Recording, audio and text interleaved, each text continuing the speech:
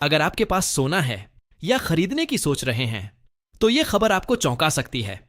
दुनिया में कुछ ऐसा हो रहा है जो कई सालों में पहली बार देखने को मिल रहा है। बड़े बड़े देश जैसे रूस अपना सोना बेच रहे हैं। आखिर ऐसा क्या हुआ कि जिस सोने को सबसे सुरक्षित माना जाता है उसे ही अब छोड़ा जा रहा है? क्या यह आने वाले बड़े आर्थिक संकट का संकेत है? आइए समझते हैं इस पूरी कहानी को आसान भाषा में। कहते हैं मुसीबत आए तो लोग अपने गहने तक बेच देते हैं, लेकिन अब यह बात सिर्फ लोगों तक नहीं रही। अब देश भी अपना सोना बेचने लगे हैं। सबसे बड़ी खबर आ रही है, पिछले कुछ दिनों में ऐसा क्या हुआ कि तुर्की ने भारत को 39 टन सोना सप्लाई कर दिया। Story start. जी हां, यह खबर तेजी से वायरल हो रही है कि तुर्की से भारत की तरफ बड़ी मात्रा में सोने की सप्लाई हुई है। लेकिन सवाल यह है, क्या यह सच में कोई बड़ी डील है या इसके पीछे छुपा है कोई बड़ा खेल? एक्सप्लेनेशन। दरअसल ग्लोबल मार्केट में इन दिनों काफी हलचल चल रही है। कई देशों के पास कैश की कमी हो रही है। कुछ देश अपने गोल्ड रिजर्व का इस्तेमाल कर रहे हैं और वहीं भारत में सोने की डिमांड लगातार बढ़ रही है। ऐसे में अगर तुर्की जैसे देश से बड़ी मात्रा में सोना आता है तो यह एक ट्रेड मूव भी हो सकता है। ट्विस्ट। लेकिन यहां ध्यान देने वाली बात यह है, हर बड़ी खबर पूरी तरह वैसी नहीं होती जैसी दिखाई जाती है। कई बार सप्लाई का मतलब सीधे गिफ्ट नहीं होता।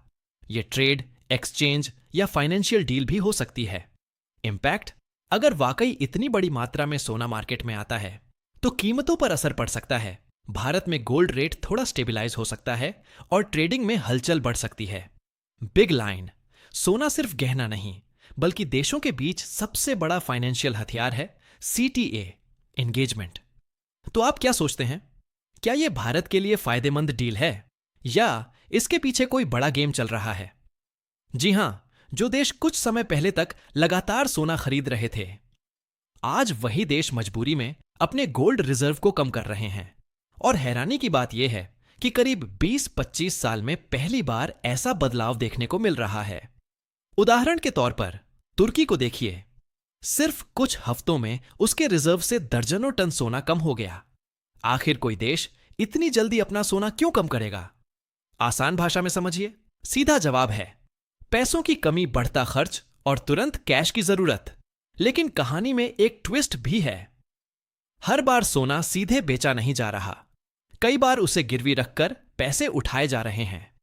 मतलब अभी पैसा लो, बाद में सोना वापस ले लो। इससे साफ है कि हालात टेम्पोरेरी हो सकते हैं, लेकिन प्रेशर काफी ज्यादा है।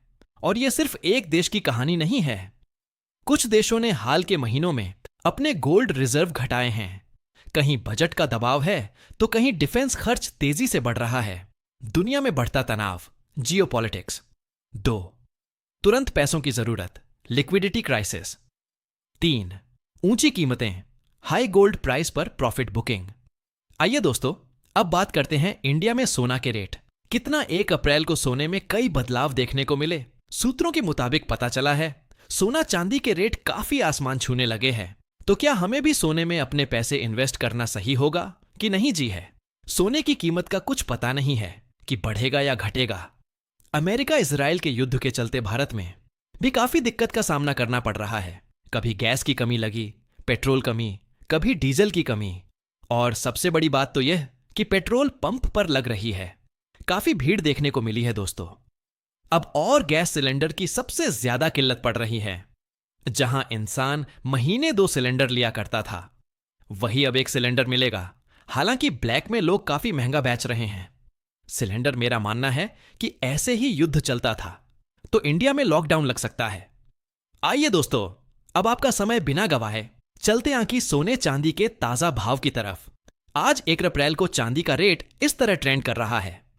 1 अप्रैल 2026 को भारत में सोने की कीमतों में जबरदस्त उछाल देखा गया है और यह अपने ऑल टाइम हाई 91,000 रुपए प्रति 10 ग्राम के पार पर पहुंच गया है। दिल्ली में 24 कैरेट सोना लगभग 40 प्रति 10 ग्राम तक बिक रहा है, जबकि 22 कैरेट सोने की कीमत भी 22,000 के ऊपर बनी हुई है। 1 अप्रैल 2026 के प्रमुख सोना रेट अनुमानित 24 कैरेट 10 ग्राम RS 1,000, RS 33,000। विभिन्न